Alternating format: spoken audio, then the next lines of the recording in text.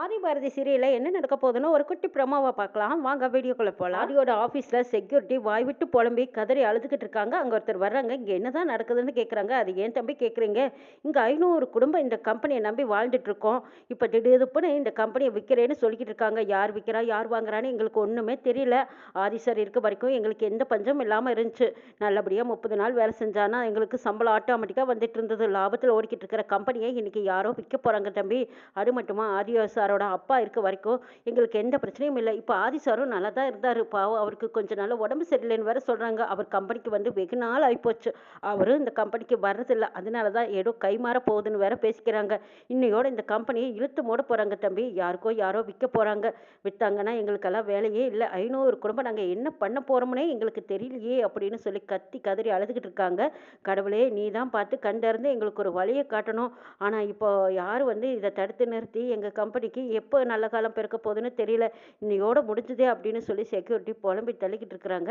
இந்த பக்கம் சுதாகரும் மித்ராவும் காரில் வந்து இறங்குறாங்க. அவங்க கூட வந்திருக்கிற அந்த பார்ட்னர் எல்லாரும் வந்துட்டு இதை பாருங்க, இந்த கம்பெனி ரொம்ப நல்லா ஓடிட்டு இருந்த கம்பெனி தான். என்ன செய்யறது, ஆதி சாருக்கு உடம்பு சரியில்லாதனால தான் இந்த கம்பெனியவே நாங்கள் கைமாற்றி விடுறோம். மற்றபடி இந்த கம்பெனியை பற்றி எந்த பிரச்சனையும் கிடையாது. நல்ல கம்பெனியுமே ஆதி சார் வரவே மாட்டார் அப்படிங்கிற முடிவில் தான் நாங்கள் இந்த கம்பெனியை நாங்கள் கொடுக்க போகிறோம். நீங்கள் பார்த்து வாங்கிக்கலாம். சரி, வெளியில் நின்று பேச வேண்டாம், உள்ளே போகலாம் வாங்கன்னு சொல்லி சுதாகரும் மித்ராவும் கம்பெனியை வாங்க வந்த ஆஃபீஸர்களை கூட்டிகிட்டு போய் பேசுகிறாங்க.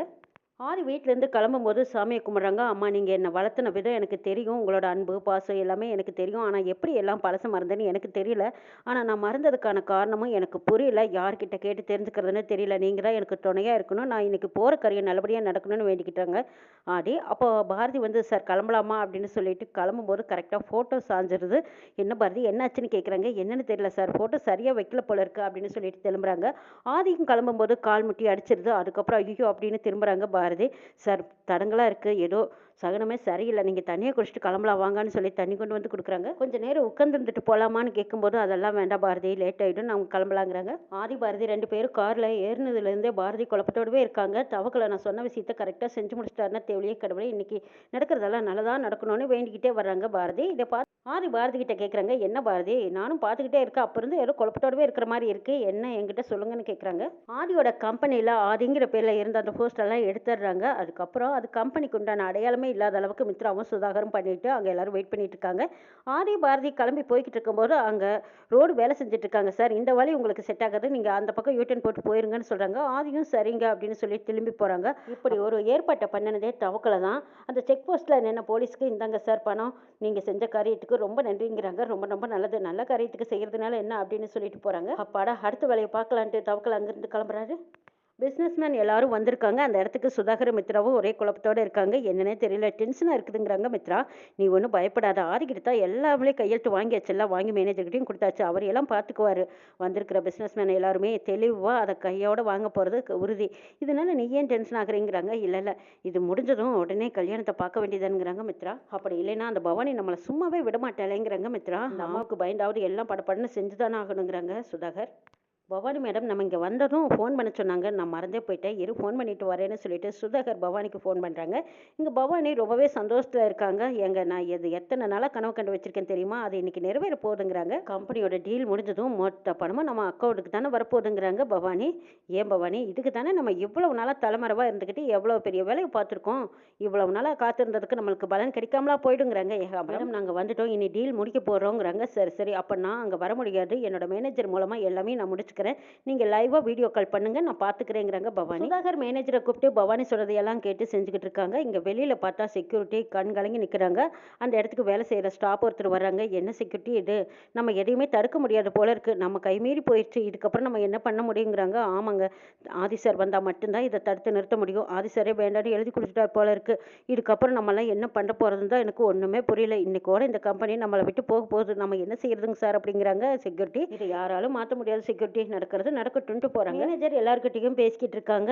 ஆதி சார் திரும்ப வர ஐடியா இல்லை, சாரதா மேடம் செத்ததுக்கு அப்புறம் அவர் இந்த கம்பெனியை பார்க்க போறதாவும் இல்லை, இந்த கம்பெனி நல்லா தான் போய்கிட்டு இருந்தது, ஆனா வேற வழி இல்லை, அவர்னால இதை ரன் பண்ண முடியாதனால தான் இதை விற்கிறோம்னு சொல்றாங்க.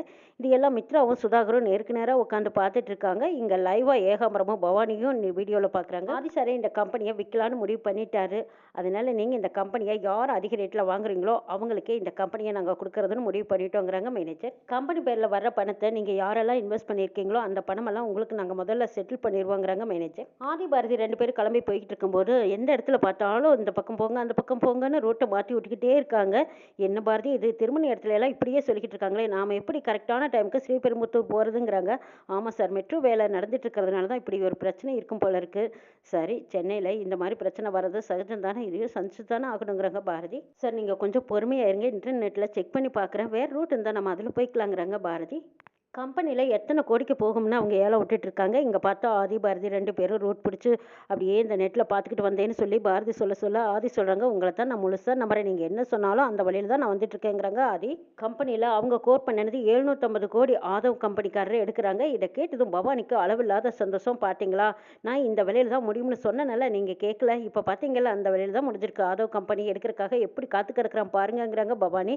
ஆமாம் பவானி, நீ எப்படி இப்படி கரெக்டாக சொன்னீன்னு எனக்கு தெரியல, ஆனால் நம்ம நினச்சதை விடவே அதிக லாபத்தில் போய்கிட்டு இருக்கு பாருன்னு சொல்லிட்டு எல்லாரும் வாய் மேலே கை வைக்கிறாங்க. கண்டிப்பாக இந்த பணம் நம்ம கைக்கு வந்துருச்சுன்னா அதுக்கப்புறம் நாம தாங்க ராஜா, நம்மளுக்கு இனிமேல் எந்த பிரச்சனையும் இல்லைங்கிறாங்க பவானி. இதுக்கப்புறம் ஏகாம்பரமும் ரொம்ப சந்தோஷத்தில் இருந்துட்டு இருக்காங்க. ஆதி வந்துட்டு இருக்கும்போது ஆதிக்கு ஒரு ஃபோன் கால் வருது. நான் பேசிட்டு வரேன்னு சொல்லிட்டு காரை விட்டு இறங்கி போய் பேசிட்டு இருக்காங்க. அப்போ பாரதி தவக்கலைக்கு ஃபோன் பண்ணி, தவக்கலை நான் சொல்கிற இடத்துக்கு நீ வந்துட்டியா, காரை பஞ்சர் பண்ணி நிறுத்தணுமில்ல, ஆதியோட காரை பஞ்சர் பண்ணினா தான் நம்ம அந்த இடத்துல நின்று அங்கே போய் ஆதி சார் கம்பெனியை பார்க்க முடியும், நீ என்ன பண்ணிட்டு இருக்கேன்னு கேட்குறாங்க. அண்ணி இப்போ நான் கொஞ்ச நேரத்தில் வந்துடுவேனுங்க, நீங்கள் கொஞ்சம் கவலைப்படாதீங்க, நான் வந்துடுறேன், பார்த்துக்கிறேன் ஆதி அண்ணாவை, நான் அந்த பக்கம் விடவே மாட்டேங்கிறாங்க, நீ சீக்கிரம் வந்தீங்கன்னா தான் உன்னால் காரியம் முடிக்க முடியும், சீக்கிரம் வா வான்னு கூப்பிட்டுட்டு இருக்காங்க பாரதி. இந்த பக்கம் ஆதி கரெக்டாக அவங்க ஆஃபீஸ்க்கு முன்னாடி போய் நிற்கிறாங்க. அப்போது வெளியில் கேமரா மூலமாக மித்ராவும் சுதாகரும் பார்த்துக்கிறாங்க.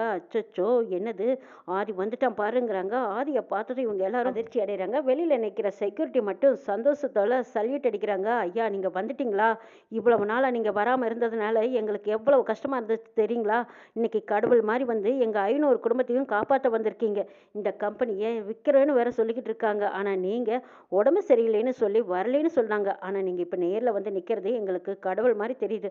ஐயா இந்த கம்பெனியை விற்காதீங்க, எவ்வளவு லாபத்தில் ஓடிக்கிட்டு இருக்கிற இந்த கம்பெனியை போய் விற்கிறேன்னு சொல்லியிருக்கீங்களே ஐயா, இரவும் பகலும் பாடுபட்டவங்க லாபத்தை தானே அள்ளி கொடுத்துருக்காங்க, அப்படி இருக்கும்போது இதனால என்ன நஷ்டம் வந்துச்சு, எந்த நஷ்டமும் இல்லாமல் லாபத்தில் ஓடிக்கிட்டு இருக்கிற கம்பெனியையும் காப்பாற்றி எங்களையும் காப்பாற்றுங்கன்னு செக்யூரிட்டி கேட்குறாங்க. இதை கேட்ட ஆதி, கண்டிப்பாக இதை யாராலும் என்னை மீறி கொடுக்க முடியாது, இந்த கம்பெனி யார் கைக்கும் போகாதுன்னு சொல்லியிருக்காங்க. ஆதி என்ன நடக்குதுன்னு நாளை பார்க்கலாம்.